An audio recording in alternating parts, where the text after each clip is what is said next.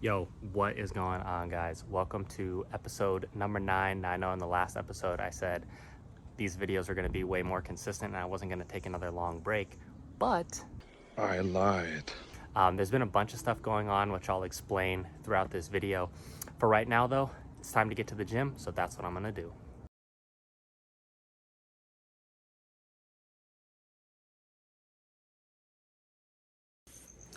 So before we get into the training footage, I just wanted to give a little bit of background as to where I've been for like the past, I don't know, 7 or 8 weeks or so.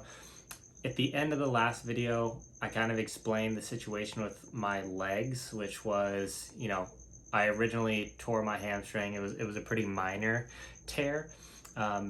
Took a couple weeks off of hamstring training, but was still training quads.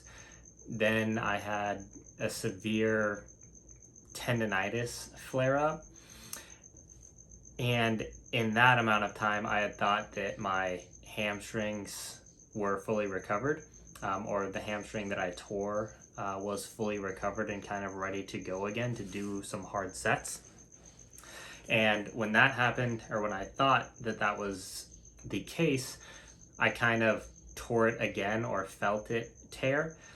So at that point, I kind of just let legs go, and I kind of explained my thought process for what was going on last time during that video. So I've been slowly making my way back from that, but pretty much directly after that occurred, the gym that I film out of caught on fire. I'm not exactly sure how big the fire was because I wasn't there. However, after the fire was put out, there was enough, structural damage. Most of it done, I'm pretty sure, from the firefighters who put it out. I'm pretty sure most of the damage was done from like just the flooding and all the water that was in there. So that gym is now, it's not technically closed. They have like a small portion of it open, but it's definitely not enough for me to get my workouts in, and it's definitely not enough to film out of. So that in combination was another reason why I haven't been, filming any videos, just because the main gym that I film out of isn't really operational right now, and it's probably going to be probably another 2 months at least before I can get back in there. And the gym that I am going to now is just incredibly busy. I can't even describe it. It's like a nightclub. A workout at the gym that I film out of that would normally take me, I don't know, an hour or hour and a half, takes me like 3 hours at this other gym that I'm going to. And just filming out of there would just be impossible. There's just way too many people. So not really doing any filming, so it's hard to kind of put any videos up, at least in the style that I was putting them up before. I think this style that I'm doing right now may work, so I'm gonna try it out and see how it goes. And then along with that, all those things, probably about a week after the gym like caught on fire or whatever happened over there, I got this like bug bite, spider bite, I don't know what it was on my foot, and my foot swelled up to like 2 or 3 times the size of my other foot. So I literally could not walk. I was just dragging my foot along behind my lead foot that was like okay. So that also sidelined me for about another week from the gym. So all in all, there's just been like a bunch of like little random obstacles that have been popping up that have just been making it hard, for one, to film, but also, just to progress in the gym and just go to the gym in general. Also had this random shoulder issue that I'm kind of still dealing with, to be honest. And I can't pinpoint exactly what happened. I literally woke up one morning and my shoulder just really hurt. And putting it in certain positions would give like a very sharp pain. Now, for some reason, it doesn't affect my lifting. I seem to be able to do all my lifts without it having pain. And that occurred probably like 4 or 5 weeks ago, I would say. And even now, it's definitely getting better, but I still have it when my shoulder goes into certain positions. Like I can feel it, like right on top. It's very weird, but it doesn't affect my lifting. So that's odd, but I'll take it at this point. Granted, everything else that's going on. So over these past like 7 or 8 weeks, it's just been feeling kind of like I've been having a lot of setbacks, especially in regards to where I wanted to be within my off season at this point. However, I do feel that now things are finally starting to turn that corner of where everything's kind of getting back to normal and starting to kind of snowball and really start to kind of progress and take off again. So, for leg training, we're almost back. You'll see a couple clips in here of me training legs, but I just wanted to kind of give a recap as to what's been going on and exactly why I haven't been posting. So the footage that you're seeing now is from Heidi's birthday that took place just this past weekend. The restaurant we went to was called Republique, I think. Really cool little restaurant. They had a lot of like really good fresh baked goods. The food there is also really, really good.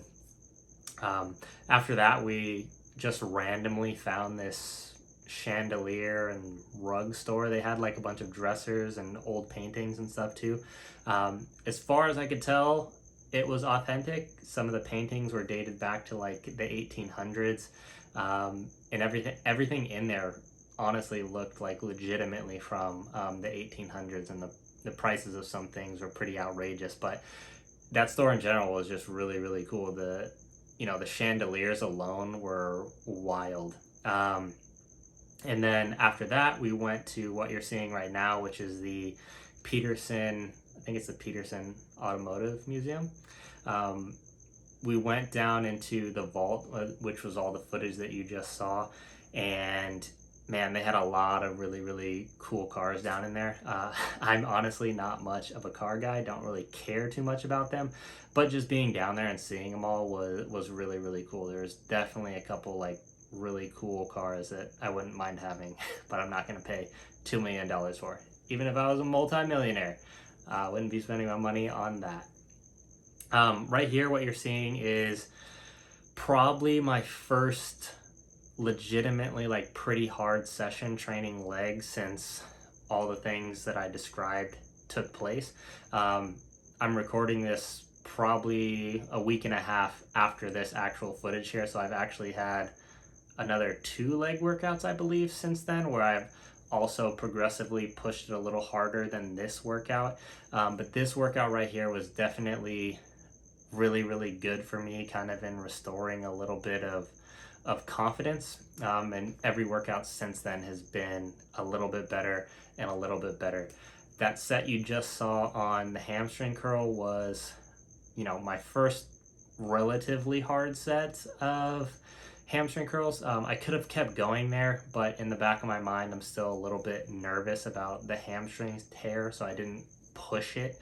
But that machine actually felt really good. I think I've never used a pre-core hamstring curl, and that honestly, that was probably the best hamstring curl I've used. When I first got on it, I was a little bit skeptical, but as I kept doing my warm-up sets, man, that machine feels really, really good. After that, moved on to these RDLs that you're seeing right here. The week previously, I had done 275, I think just for 6, just feeling it out. And then right there, I did 275 for a set of 8, and then went up for my last set to 295 and did a set of 8. And it felt pretty good. So now I'm at like around like 315-ish. I'm probably going to stick with 315 for a little bit until I'm like very confident in the form and the loading. But everything seems to be going good on that front. Then after that, moved on to the leg press here. So, nothing impressive about any of the weights that I'm moving, but, doing them pretty much pain-free, or as close to pain-free as I can be. Definitely feels really good. So took 4 plates on this leg press. I can't remember how many I did, maybe 15, something like that. And then I believe I did a second set of matching reps of whatever I got on the first set. Now, although I was a fan of the hamstring curl pre-core, not so much the leg press. It's just because of the angle, it's a little steep, so it's a little bit harder on my knee. So I definitely like kind of felt this one a little more in my knee than I do on the hammer strength, which is at a little bit less harsh of an angle. So I definitely prefer the hammer strength. But nonetheless, got a really good pump in my quads here. Felt really good activation, and overall was pretty pleased with the set.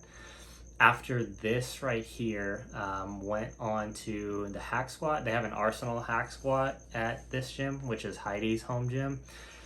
Now this was like, the loading was not heavy. Only 2 plates and a quarter on here. I put the stoppers kind of high just to make sure that like I could get depth without like my knee hurting. Like I can go all the way down. It's just, my knee feels like it's gonna explode when I do that. So I put the stops there. They're a little bit high. I should have put them 1 lower, but nonetheless, during this set, I could definitely feel my knee bugging me. So I cut it really short. I think I only did like 8 reps or something, but this weight is not heavy. I could have kept going probably for like 20 if my knee wasn't hurting, but I think that's one of the things that I have to start taking into consideration, is not pushing my knee farther than it can go during a given session. I have to audible things a little bit more, and pay attention to the pain cues there, just for longevity purposes. If I can dial one workout back and then I'll be able to get in the gym the next time, that's way better than pushing it to the brink and having to miss 3 sessions, 4 sessions because I pushed too hard and made my tendonitis flare up too much. Then I ended the workout right here with some adductors, Arsenal adductor. Now for some reason I couldn't get this machine to go as wide as I wanted, but nonetheless still got what I needed out of the set. Ironically, looking at this video, my hamstrings are they're looking pretty good, which is something I usually never say about anything on my physique. So definitely pleased with that, given that it's been a little while since I've been able to kind of really work hamstrings the way that I wanted to, and quads. So hopefully those 2 things will start kind of coming back to life as I start reintroducing like harder and harder workouts and kind of get back to where I was before these injuries took place. So my phone literally died mid-sentence, which I think is a sign that I need to just go ahead and end the video here. If you guys made it this far, as always, I really, really appreciate it. And I will catch you guys in episode number 10. Peace.